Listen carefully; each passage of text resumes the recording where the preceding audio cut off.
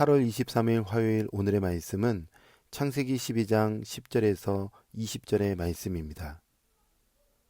그 땅에 기근이 들었으므로 아브라함이 애굽에 거류하려고 그리로 내려갔으니 이는 그 땅에 기근이 심하였음이라. 그가 애굽에 가까이 이르렀을 때에 그의 아내 사레에게 말하되 내가 알기로 그대는 아리따운 여인이라. 애굽 사람이 그대를 볼 때에 이르기를 이는 그의 아내라 하여 나는 죽이고 그대는 살리리니 원하건대 그대는 나의 누이라 하라. 그러면 내가 그대로 말미암아 안전하고 내 목숨이 그대로 말미암아 보존되리라 하니라. 아브라함이 애굽에 이르렀을 때에 애굽 사람들이 그 여인이 심히 아리따움을 보았고 바울의 고관들도 그를 보고 바로 앞에서 칭찬하므로 그 여인을 바로의 궁으로 이끌어 들인지라. 이에 바로가 그로 말미암아 아브라함을 후대함으로 아브라함이 양과 소와 노비와 암수 나귀와 낙타를 얻었더라. 여호와께서 아브라함의 아내 사레의 일로 바로와 그 집에 큰 재앙을 내리신지라. 바로가 아브라함을 불러서 이르되 네가 어찌하여 나에게 이렇게 행하였느냐? 네가 어찌하여 그를 내 아내라고 내게 말하지 아니하였느냐? 내가 어찌 그를 누이라 하여 내가 그를 데려다가 아내를 삼게 하였느냐? 내 아내가 여기 있으니 이제 데려가라 하고 바로가 사람들에게 그의 일을 명하매 그들이 그와 함께 그의 아내와 그의 모든 소유를 보내었더라. 아멘. 오늘 본문의 말씀을 살펴보기에 앞서서 이런 질문을 드려볼게요. 여러분은 누가 벌을 받아야 하는지 한번 생각해 보십시오. 거짓말을 하는 자가 벌을 받아야 할까요? 아니면 거짓말에 당한 자가 벌을 받아야 할까요? 누가 벌을 받아야 할까요? 아마 대부분 사람들, 아니 모든 사람은 거짓말을 한 사람이 벌을 받아야 한다고 생각할 것입니다. 당연히 그렇죠. 그런데 하나님은 어떠실까요? 하나님은 거짓말한 사람을 벌을 내리실까요? 아니면 거짓말에 당한 자에게 벌을 주시는 분이실까요? 이 질문을 가지고 한번 본문을 들여다볼까요? 오늘 본문의 말씀을 잠깐 살펴보면 아브라함이 하나님 말씀을 의지하며 새로운 땅으로 왔습니다. 그런데 그 땅에 기근이 들었습니다. 기근이 심해지자 아브라함은 너무 살기 힘들다 하면서 점점 남쪽으로 내려가다가 애굽까지 가게 된 것입니다. 애굽은 문명이 발달하고 또 여러 상업이 발달했던 곳이었죠. 그래서 그곳에 가면 왕이 있고 그 바로가 분명히 나의 아내를 볼 것인데 또 애굽 사람들이 나의 아내를 볼 것인데 이 아브라함의 아내를 아브라함이 보기에 너무너무 예쁜 거예요. 그래서 자기 아내를 취하려고 자신을 죽이겠다. 아브라함 자신을 죽이겠다라는 생각에 거짓말을 하기로 작정합니다. 아내를 누이라고 속이기로 했던 것이죠. 심지어 아내에게도 사람들이 물어보면 누이라고 말하라고 그렇게 시킵니다. 13절의 말씀에 보면 원하건대 그대는 나의 누이라 하라. 그러면 내가 그대로 말미암아 안전하고 내 목숨이 그대로 말미암아 보존되리라 하리니. 여러분 이걸 어떻게 이해해야 될까요? 여러분 얼마 전까지 아브라함은 참 대단한 믿음의 사람이었고 결단의 사람 아니었습니까? 그 본토 친척 아비집을 떠나는 그 믿음의 결단. 어디를 갈지 모르지만 하나님만을 바라보며 나아갔던 그 놀라운 사람. 그 사람이 지금 앞으로 다가올 위기를 미리 예측하고 거짓말을 하려고 하는 거예요. 아내를 버릴 생각을 하고 있는 거예요. 너무 당황스럽고 혼란스럽습니다.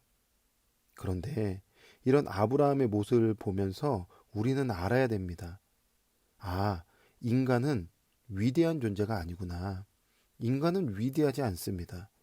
모든 인간은 언제든지 넘어지고 실패하고 부끄러운 삶을 살 수 있는 것입니다. 그러므로 사람은 믿을 존재가 아니라 반드시 품고 사랑해야 하는 존재인 것입니다. 아브라함이 예상했던 대로 애굽에 도착했더니 자신의 아내의 그 미모가 소문이 난 거예요. 그리고 바로에게까지 들어갔습니다. 결국에 바로는 그 사례를 궁으로 이끌죠. 아내가 빼앗겼습니다. 대신 아브라함은 아내를 누이라 속임으로 굉장한 부를 얻었습니다. 큰일 난 겁니다.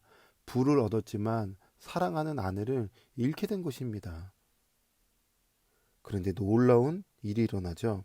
하나님께서 바로의 집에 재앙을 내리셨어요. 그리고 다시 사례를 아브라함 품으로 돌려보내신 것입니다. 자, 이 본문의 말씀을 통해서 하나님은 우리에게 무엇을 말씀하고 싶으신 걸까요? 하나님은 본문의 사건을 통해서 우리에게 들려주고 싶은 것이 과연 무엇일까요? 우리는 지금 아브라함의 행동, 바로의 행동, 거짓말하고 거짓말에 당한 그 행동에 주목할 것이 아니라 우리가 오늘 본문의 말씀에서 주목할 것은 바로 하나님을 주목해야 됩니다. 하나님은 어떤 분이신가?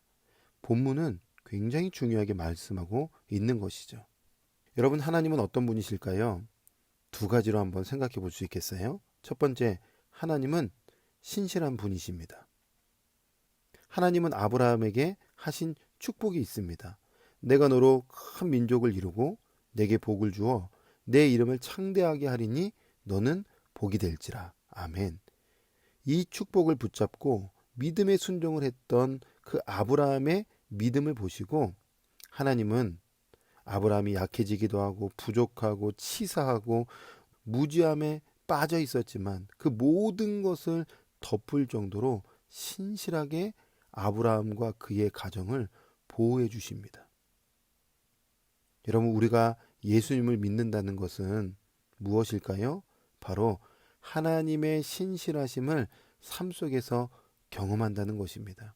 하나님께서 반드시 우리의 구원을 이루시고 붙잡아 주시고 하나님의 선하신 뜻대로 살아갈 수 있도록 신실하게 우리 삶 가운데서 역사하시죠.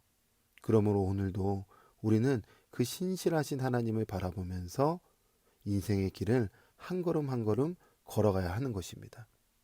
두 번째, 하나님은 어떤 분이실까요? 하나님은 전능하신 분이십니다. 아브라함은 하나님의 계획을 스스로 틀었지만 하나님은 그 계획을 이루시기 위해서 바로와 그 집에 재앙을 내리시면서까지 구원의 계획을 신실하게 권능으로 전능함으로 이루어 가시죠. 전능하신 분이세요. 재앙을 내리시면서까지 그의 가정을 보호하시는 하나님의 전능함.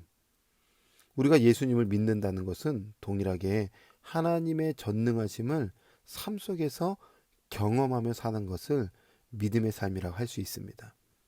아브라함의 믿음은 하나님의 신실함과 하나님의 전능하심을 낳았던 것입니다. 여러분, 우리에게 생명 주신 예수님을 믿으십니까?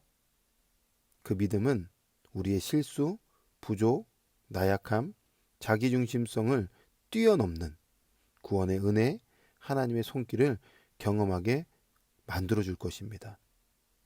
사랑하는 성도 여러분, 아브라함은 부족했어요. 그러나 탁월하신 하나님의 손에 붙잡혔을 때에 믿음의 조상이 될 수 있었습니다. 모세도 얼마나 부족했습니까? 그러나 탁월하신 하나님의 손에 붙잡혔을 때에 출애굽의 지도자가 되었습니다. 오늘도 탁월하신 하나님의 손에 붙잡히면 우리는 실수하고 넘어지지만 하나님의 손길을 우리는 경험함으로 탁월한 믿음의 사람이 될 것입니다. 오늘도 그 신실하신 전능하신 하나님만을 바라보면서 믿음의 길을 걸어가는 저와 여러분이 되기를 주님의 이름으로 축복합니다. 아멘. 기도하겠습니다. 하나님, 감사합니다. 인간은 나약합니다. 실수투성입니다. 우리의 삶이 늘 부족하고 연약합니다.